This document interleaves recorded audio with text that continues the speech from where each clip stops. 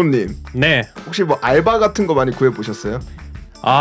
제가 한때 취준생이었어서 알바 엄청 많이 구했습니다. 요즘 제가 보니까 그런 게 있더라고요. 저희 회사는 가족 같은 회사입니다.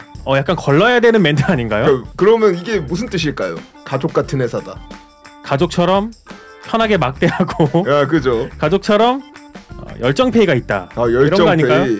약간 희생을 강요할 수도 있고. 그렇죠. 너 지금 우리 일이 이렇게 남았는데 너 지금 집에 가는 게 말이 돼? 우린 가족인데? 야, 우리 매출이 어려운데 야구 수당 받을 거야? 그렇죠. 이런 느낌이네요. 네. 그런 게 좀 많더라고요. 근데 또 성경에 이런 인물이 있습니다. 누구죠? 그것은 바로 예수님입니다. 아니, 예수님이 이렇다고요? 돈을 안 주면 그나마 넘어갈 수 있어요. 예수님은 네. 목숨을 달라고 하십니다. 뭐 나를 위해 죽어라 이런 느낌인가요? 그죠. 나를 따를 거야?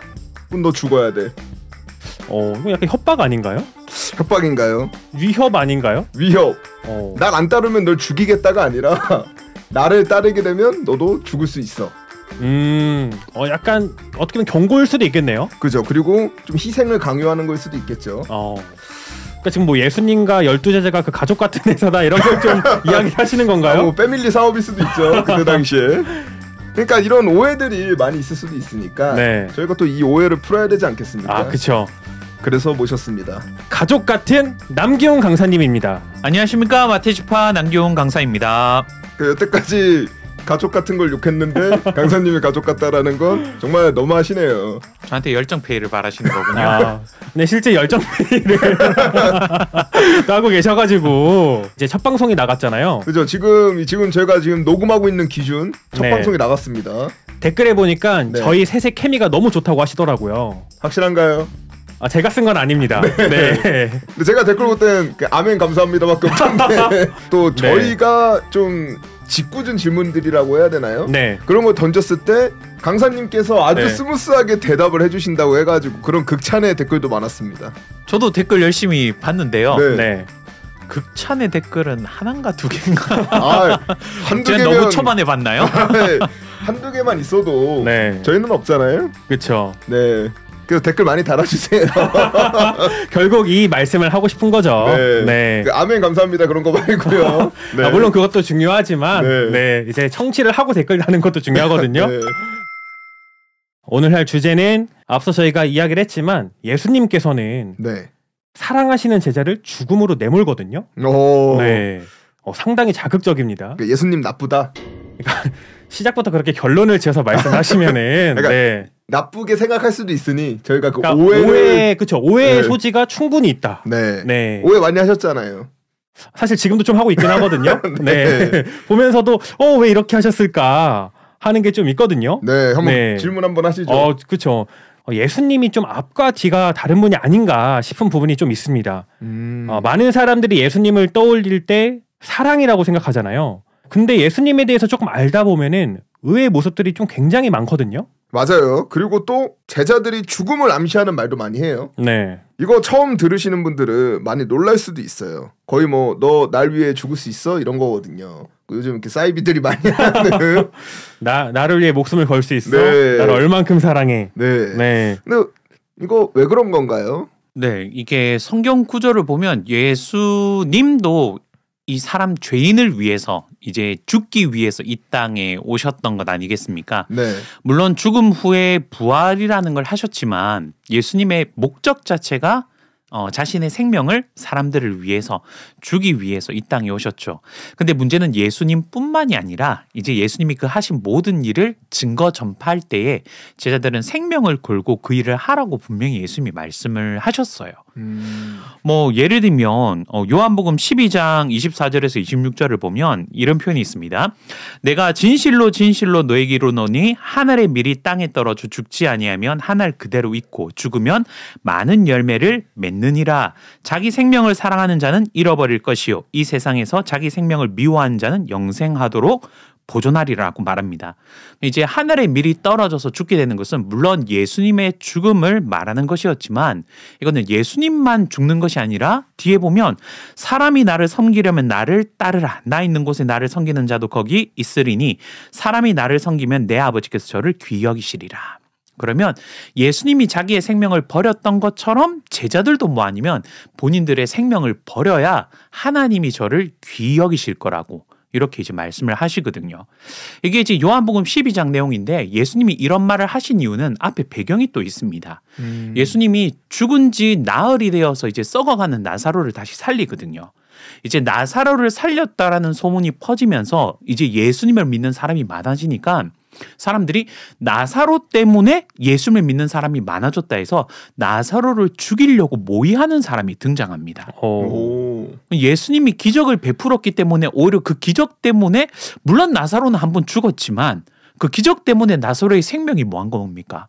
위험해진 거죠. 네. 이제 그런 상황에서 야 어떻게든 내가 너의 생명을 지켜줄게 이게 아니라 야 나도 죽으러 왔어.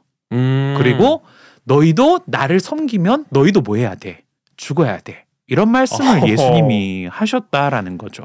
근데 이게 약간 이 좀 말투에서 그런 게 슬픔에서 묻어나는 말투일까요? 혹시 너희는 어쩔 수 없이 죽게 될 거야. 약간 이런 건가요? 아니면 너 죽을 걸 이런 거예요? 아니 설마 예수님이 너 죽을 걸? 너 나 따라가면 죽어야 될 걸? 이렇게 이제 비아냥거리시지는 않으셨겠죠. 네. 어쩔 수 없이 죽게 될 거다. 약간 이런 건가요? 네, 정말 예수님을 믿는다라면 죽음을 불사해야 됨을 예수님이 그들에게 이제 미리 알려주셨던 거죠. 그때 상황 때문에 그런 거 맞습니다. 그래서 마치 이것만 들으면 예수님이 제자들에게 너네는 꼭 뭐 해야 돼? 죽어야 돼. 이거를 좀 가르치는 느낌이 들지 않습니까? 그죠. 근데 우리가 예수님이 오신 원래 목적은요. 예수님은 제자들에게 죽음을 알려주기 위해서 오신 분이 아니라요. 생명을 주기 위해서 오신 분이 바로 예수님입니다. 그래서 예수님이 요한복음 6장 51절 말씀 같은 경우에는 이제 나를 믿는 자는 영생을 얻을 것이다라고 이야기를 하셨거든요. 네.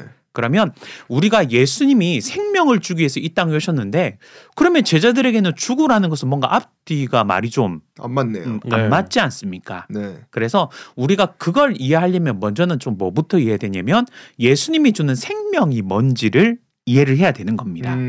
자, 그러면 우리가 보통 생명을 얻는다라고 하면 보통 우리는 어떤 기준을 가지고 좀 생각을 많이 하냐면 어차피 인생은 한번 죽는 거고 대신에 그 죽는 인생 가운데서 좀 잘 먹고 잘 사는 것. 이게 우리가 좀 잘 사는 것이다. 생명을 얻는 것이다. 보통 이런 기준을 가지고 있어요. 그러면 예수님이 주는 생명이라는 것은 진짜 먹을 것을 잘 먹게 해줘서 살게 하는 것이나 아니면 뭐 재벌 3세로 태어나서 뭐 돈 걱정 없이 살게 해주는 것이나 그런데 우리 지난 시간에도 얘기를 드렸지만 예수님이 정말 사람들에게 주고자 하는 것은 그런 생명이 아니라는 겁니다. 그래서 사는 동안 잘 살게 해주는 것이 예수님이 주는 생명이 아니라요. 예수님은 그들에게 죽지 않는 영생에 대해서 예수님은 주고 싶었던 겁니다. 그래서 예수님은 제자들에게 너희는 죽어야 된다라는 것을 사실 가르친 것이 아니라요. 참된 생명, 영생이라는 걸 알려주는 것이 예수님이 이 땅에 오신 목적이었다라는 거죠. 이해가 좀 되시나요? 조금 어려운 것 같은데요. 네, 저도 약간 이해가 안 되는 게 영생을 알려주러 오셨지만 결국 다 돌아가셨잖아요. 저희가 아는 영생이랑 좀 다른 건가요? 아니요, 맞습니다. 여러분들이 생각하는 그 영생을 누가 가르치셨냐? 예수님이 가르치셨고요. 그리고 제자들에게 무엇을 말씀하셨냐면 그 영생을 땅끝까지 가서 전하라라고 예수님께서 알려주셨던 거죠. 그런데 방금 얘기했듯이 그 말씀을 하신 예수님도 죽으셨고 심지어 제자들은 좀 편히 살다가 갈 수 있는데 그 영생이라는 것을 증거하기 위해서 가다가 핍박받고 이단 사이비라는 소리를 듣고 이제 순교의 길을 가게 되었던 거죠. 그렇죠. 그 순교도 그냥 순교하신 게 아니라 상당히 진짜 잔인하게 말씀을 전하다가 죽을 순 있잖아요. 죽을 수 있나요? 그러니까 이제 뭐 여러 상황이 그런 뜻이 있다면은. 근데 꼭 그렇게 잔인하고 되게 잔혹하게 죽음에 이르러야 했나 이런 생각도 좀 드는 것 같아요. 네, 맞습니다. 그런데 그렇게 이야기를 하실 수밖에 없었던 이유가 뭐냐면 우리는 이 영생이라는 것이 사실 쉽게 이렇게 딱 받아들여지기는 좀 어렵죠. 왜냐면 우리 눈으로 영생하는 사람을 한 번도 본 적 있는 것도 아니고 뭔가 이제 영생이라는 게 우리 눈앞에 딱 나타난 것은 아니다 보니까 이게 굉장히 믿기 어려웠지만 예수님은 제자들에게 나를 믿으면 당장 영생을 한다라고 가르쳤던 건 아닙니다. 제자들에게 알렸던 건 뭐냐면 그 영생하는 때와 시기가 있다라는 것을 알린 거예요. 그래서 이게 요한복음 14장에 잘 나오는데요. 예수님이 이 땅에 오신 목적은 무엇이었냐면 하늘에 가셔서 무엇을 예비하시는 거냐면 초소를 예비하는 거였습니다. 그럼 하늘에 예비한 초소가 이것은 나중에 우리가 계시록을 좀 이렇게 알게 되면 이해를 하겠지만 계시록에 보면 하늘의 천국의 이름을 뭐라고 부르냐면 거룩한 성 새 예루살렘이라고 부르거든요. 네. 그러면 새 예루살렘이라는 뜻이 뭐겠습니까? 새 예루살렘. 그건 진짜 새로운 예루살렘이겠죠. 정답입니다. 절대 어려운 게 아니었는데 아니, 너무 당연한 걸 여쭤보셔가지고 이게 맞나? 너무 깊이 있게 생각을 하셨군요. 네. 네. 그래서 하늘의 천국을 새 예루살렘이라는 새자가 붙습니다. 그러면 천국이 새롭게 만들어졌다라는 거죠. 네. 그래서 그 새롭게 만드신 천국을 누가 만드신 거냐? 예수님이 만드신 겁니다. 그래서 제자들에게 그걸 알리셨던 거예요. 그래서 내가 이 땅에 처음 온 목적은 사람들의 죄를 사하고 그들을 위해 십자가를 지고 피 흘렸지만 이 땅에서 하나님의 나라를 완성하는 게 아니라 먼저는 하늘의 초소를 예비하고 그다음 하늘의 초소가 다 예비가 되면 내가 이 땅에 와서 이제 사람들과 함께하면서 참된 생명을 주겠다. 이게 예수님의 가르침이었어요. 그래서 예수님이 먼저는 순서가 있음을 알려주신 겁니다. 그래서 먼저는 하늘의 초소를 예비하고 그리고 이 땅에 올 때 하나님의 나라가 이루어지는 거고 그 하나님의 나라가 이루어질 때 무엇이 이루어지냐? 하나님과 사람들이 함께하면서 영생이 이루어진다라는 걸 제자들에게 알려주신 거예요. 그러니까 제자들 때에 하나님의 나라가 이루어지는 것이 아니었고 이제 그 천국 복음이 땅끝까지 증거 전파되었을 때 이제 증거 전파되면서 예수님은 하늘의 천국을 새롭게 만드시고 계신 거였죠. 그래서 그것이 이루어질 때 영생이 이루어지니까 제자들에게 이제 이 사실을 뭐 하라는 겁니까? 전파하라는 겁니다. 그래서 전파하다 보면 너에게 뭐 하냐면 분명히 어려움도 있고 핍박도 있을 거다. 왜냐하면 제자들이 전파하는 게 단순히 영생입니다가 아니라 하나님의 나라가 하늘에서 새롭게 이루어지고 그리고 이 땅에 하나님의 나라가 이루어질 때 영생이 이루어진다라는 것이니까 그러면 결국 이 땅에 하나님의 나라가 이루어지는 것을 제자들이 전파했거든요. 그러면 하나님의 나라가 이 땅에 이루어지는 것을 뭐 아니면 싫어하는 존재가 있습니다. 성경에서는 그게 사단 마귀거든요. 아무것도 없는 가운데서 이 땅에 하나님의 나라가 이루어진다라면 그냥 이루어지겠구나라고 하지만 이 세상은 누가 주관하고 있냐면 사단이 주관하고 있습니다. 그러면 사단이 주관하고 있기 때문에 하나님의 나라가 이 땅에 세워지는 걸 뭐 하겠습니까? 싫어하겠죠. 왜냐하면 자기가 이미 주관하고 있는 나라인데 그 가운데 하나님의 나라가 세워진다는 것은 더 이상 자기가 주관하는 곳이 없어진다라는 뜻이거든요. 그러면 그 천국과 영생을 증거하는 제자들을 사단 마귀는 그냥 둘 수가 없을 거라는 겁니다. 그래서 예수님이 가르친 건 하나님의 천국과 영생이었습니다. 그리고 그걸 너희만 알 것이 아니라 결국은 하나님의 나라가 이 땅에 이루어지기 위해서 너희가 그 사실을 내가 증거 전파한 것처럼 너희도 증거 전파해야 된다라고 알려주신 거고 그렇게 알려주시면서 하신 말씀이 뭐냐면 그런데 문제가 뭐냐? 사단이라는 존재가 이 세상을 주관하고 있기 때문에 너희가 이 사실을 증거 전파하면 사단이라는 존재가 너희를 그냥 두지 않을 거라는 거죠. 그래서 사단이라는 존재가 너희가 하나님의 복음을 더 이상 증거하지 못하도록 뭐 할 거냐? 죽일 거라는 겁니다. 그런 사실이 연결되어서 증거되는 거지 단순히 예수님이 야, 너 나 위해서 죽을 수 있어? 야, 나를 사랑한다면 나를 위해 뭐 해봐? 죽어봐. 이런 것은 아니라는 거죠. 단순한 그런 어떤 시험은 아니었다라는 거네요. 네, 맞습니다. 거의 완벽하게 이해가 되는데요. 네, 완벽하게 이해됐어요. 근데 오해가 다 풀렸나요? 오해가 이제 풀렸습니다. 네. 근데 또 한 가지 궁금한 게 있습니다. 어떤 거죠? 왜 예수님은 본인만 부활하셨나요? 맞죠. 그래서 그 내용을 사도 바울이 고린도전서 15장에서 잘 알려줬거든요. 그래서 예수님을 뭐라 부르냐면 잠자는 자들의 첫 열매가 되셨다 이렇게 표현합니다. 너무 뭔가 어렵네요. 네. 첫 열매. 잠자는 자의 첫 열매. 네, 그래서 고린도전서 15장이 죽은 자의 부활에 대한 설명을 해주는 장인데요. 네. 그래서 부활에도 순서가 있는데 먼저는 예수님이 부활의 첫 열매로서 부활을 하셨고 이제 나머지 부활은 이제 아까 말씀드린 예수님께서 하늘의 초소를 예비해서 이 땅에 오실 때에 그 나머지 죽은 자들의 부활이 있다라는 거죠. 그러면 이제 제자들 입장에서는 결국은 부활의 영생을 얻기 위해서 하는 거거든요. 그래서 그 부활과 영생이 언제 있게 되냐? 하나님의 나라가 이 땅에 다시 임해 올 때 있게 되는 겁니다.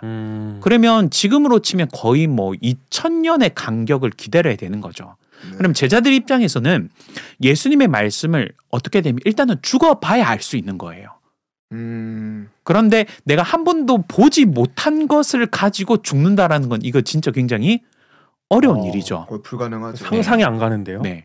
그러니까 예수님이 뭐 아니면 부활하신 모습을 제자들에게 보여주신 겁니다. 아, 미리 보기였군요. 네. 그래서 나 십자가 지고 죽는 거는 제자들이 뭐 했습니까? 다 봤죠.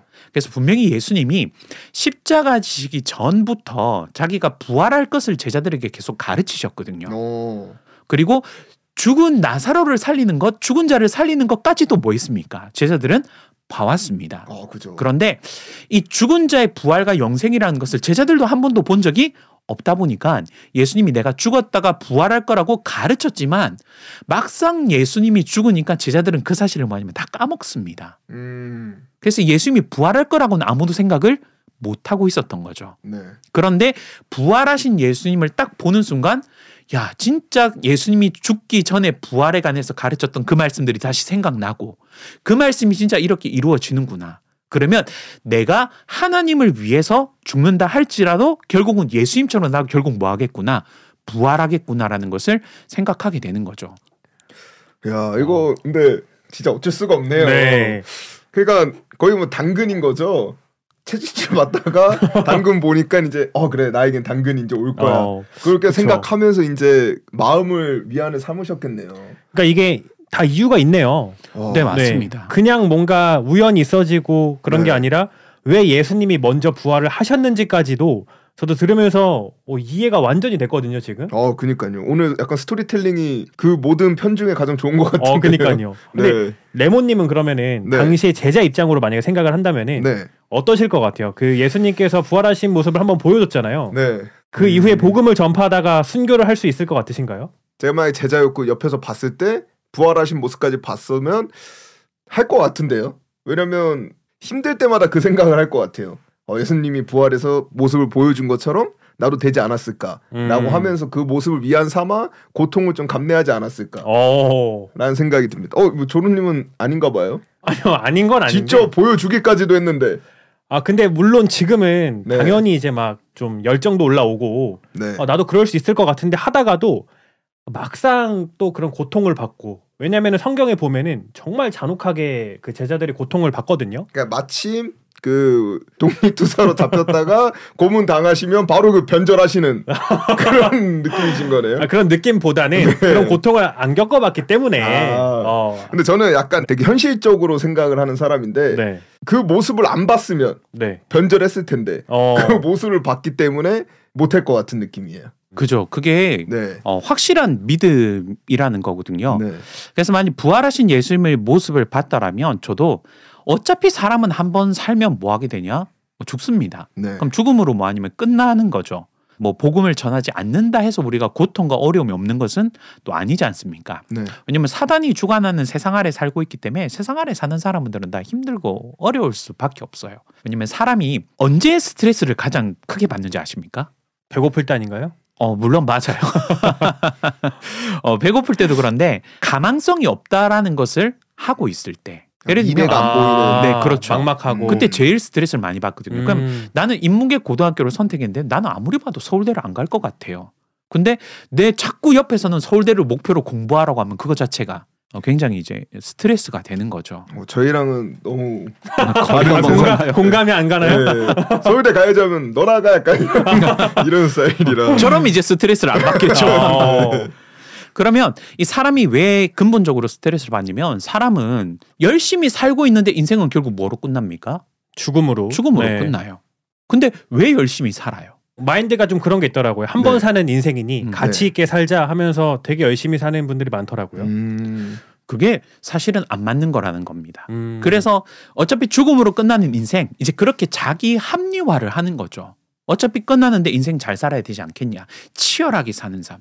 근데 요즘 그렇게 치열하게 사는 사람들이 많은데 치열하게 사는 사람들이 많으면 많을수록 번아웃 증후군이 점점 더 뭐하고 있습니까?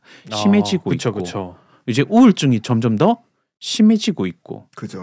왜냐하면 결국은 인생은 죽음으로 끝나거든요. 그러니까 우리가 산다라고 해서 생명을 얻을 수가 없다라는 겁니다.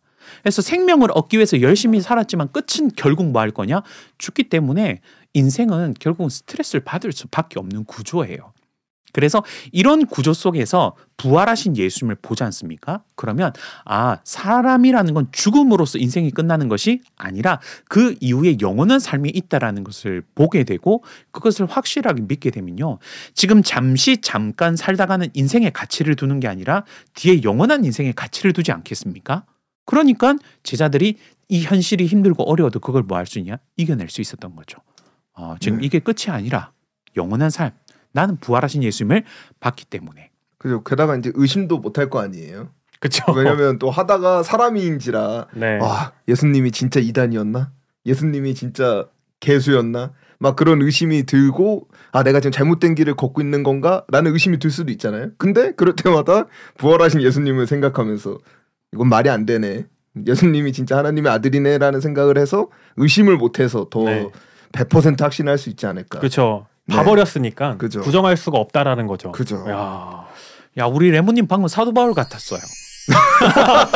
아니 하늘파타면서 최고의 극찬 아닌가요?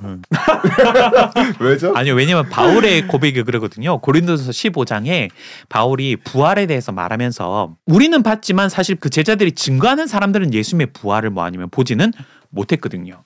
그러니까 보지 못한 그들에게 예수님의 부활을 증거할 때 바울이 뭐라고 말하냐면 성경적으로 기록된 대로 예언이 이루어지고 이것도 맞지만 일단은 나를 봐라. 내가 모든 것을 버리고 예수님의 부활을 증거하고 만약 이러는 모습을 너네가 지금 직접 보고 있지 않냐라는 거죠. 그래서 만일 부활이 없는데 내가 부활을 믿고 증거한다라면 세상에서 내가 제일 아마 불쌍한 사람일 거다. 왜냐면 한 번 살다 가는 인생 내가 진짜 즐기고 놀고 먹고 잘 살아야 되는데 내가 그 모든 걸 다 포기하고 왜 너네한테 이걸 전하고 있겠냐. 그것은 내가 예수님의 부활을 받기 때문이다. 그건 부정할 수가 없기 때문에 한 번 살다 가는 인생, 이 인생이 중요한 게 아니라 예수님과 함께 영원히 사는 그 영생의 삶이 더 중요하기 때문에 내가 지금 너희에게 이렇게 하고 있지 않냐라고 바울이 얘기하는 장면이 나오거든요. 방금 레몬님이 그 바울처럼 이야기를 하셔서 이야 대단한 믿음. 성장형 캐릭터네요. 되게 쑥스러워하시네요. 얼굴 엄청 빨개졌어요.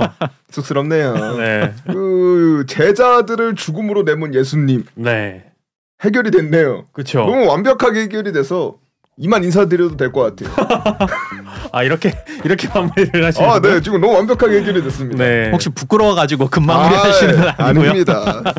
뭐 더 질문하실 게 있으신가요? 너무 완벽하게 이치적이어가지고. 그죠? 네, 아마 청취자분들도 들으면서 그냥 굳이 저희가 멘트를 달지 않더라도 다 이해가 되시지 않을까. 맞습니다. 네. 강사님 마지막으로 하시고 싶은 말씀 있으신가요? 네, 부활과 영생이란 걸 얘기했을 때 보통 그런 질문을 많이 합니다. 안 봤는데 어떻게 믿습니까? 라고. 그런데 사실 우리가 살아가면서 이 믿음이라는 게 진짜 중요하거든요. 예를 들면 우리가 쿠팡에서 물건을 주문할 때 우리가 아직 배송받지 않았지만 어떻게 합니까? 결제를 하죠. 왜 그렇습니까? 올 거라고 믿기 때문이라는 거죠. 그래서 우리가 굳이 부활과 영생은 못 봤으니까 못 믿겠습니다. 믿음이란 건 어렵습니다가 아니라 우리 인생에 사실은 믿음이라는 것이 거의 80-90% 차지하고 살아갈 겁니다.